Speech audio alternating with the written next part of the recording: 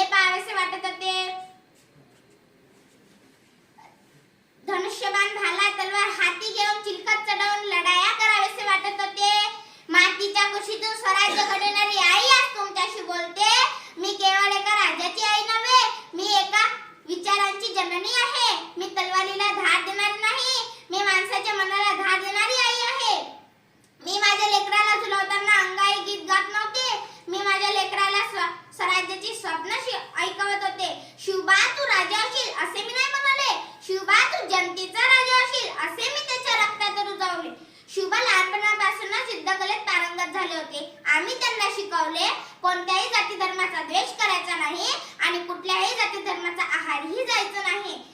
माता भगिनींचा आदर करायचा, स्त्रियांना सन्मान द्यायचा, माणसांनी माणसासारखं वागायचं, त्यांची हेळसांड होऊ द्यायची नाही.